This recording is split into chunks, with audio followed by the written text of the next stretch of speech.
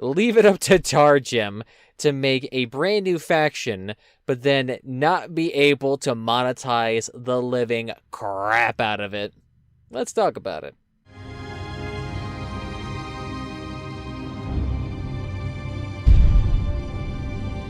So sorry if today's audio quality is a little bit lesser than usual. I am in a car. Don't ask why. But today I wanted to talk about this lovely new faction that has been hint and teased at for quite a bit of time. And specifically what I want to talk about is the new leveling system that's going to be introduced with it. That's going to be very reminiscent of a couple of games that you know of. So this is from an article from December 26, 2019, over a decade old. Real bad joke.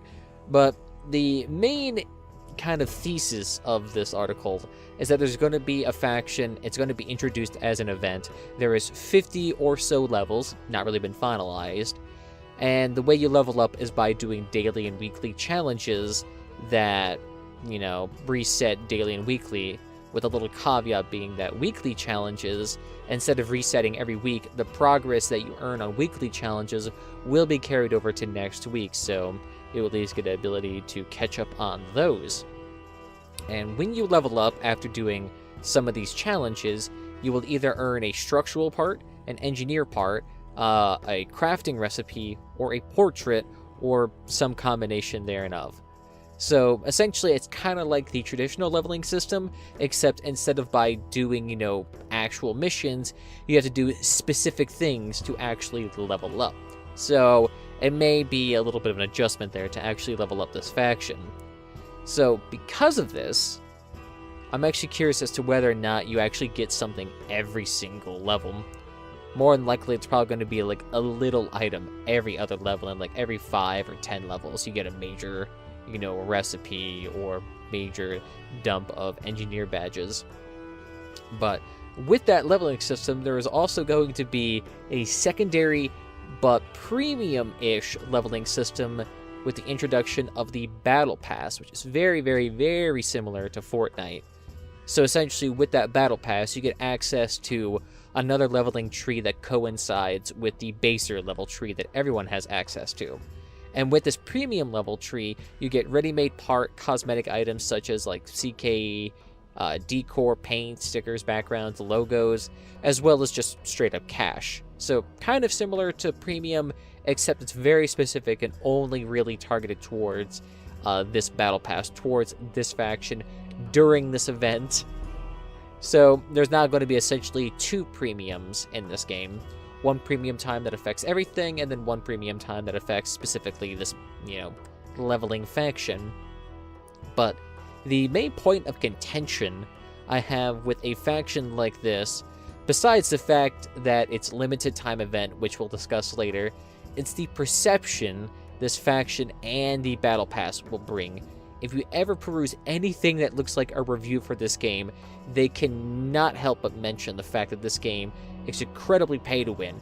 I've made a video in the past defending this game's, you know, actions, saying that it's technically buy to play and pay to progress, but this just further reinforces the idea that the game is just overly aggressively monetized. I mean, we just came off of 2019, and that year was just littered with packs that were incredibly expensive. I mean, we ended off the year with, what, that Frostburn pack that cost, what, $65 US, which is absurdly expensive.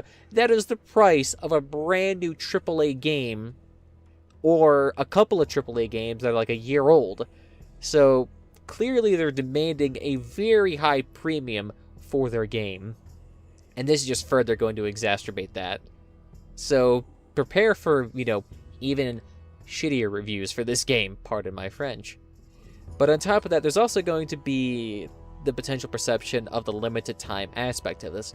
Now, of course, the reason why they probably made this faction limited time as opposed to a baser faction that stays around forever is so that they could sell more battle passes. The whole point of giving an item a limited time exclusivity is so that people feel more compelled to purchase that item. That's a basic thing with psychology and sales, or discounts, or whatever you like to call it.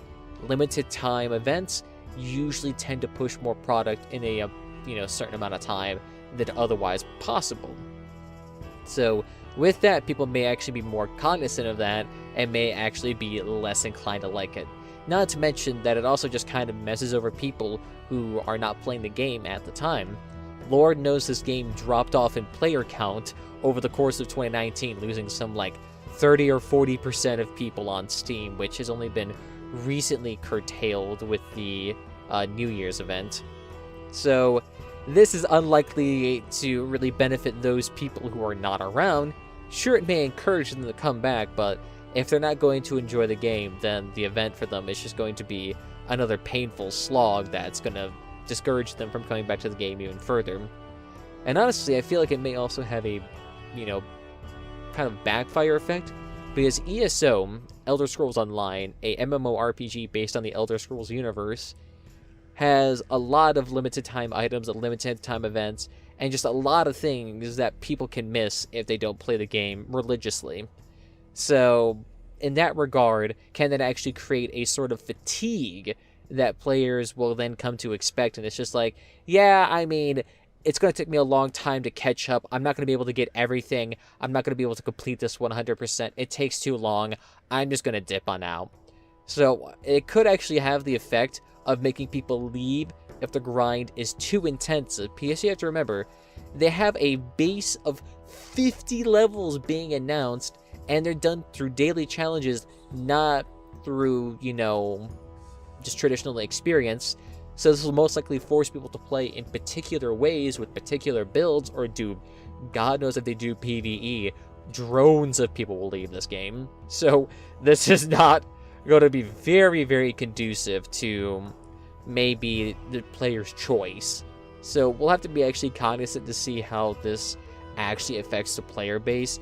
My guess is the new faction is going to be a great bonus to this game, but then the way they monetize and leveling in this faction is going to be introduced, it's going to immediately backfire.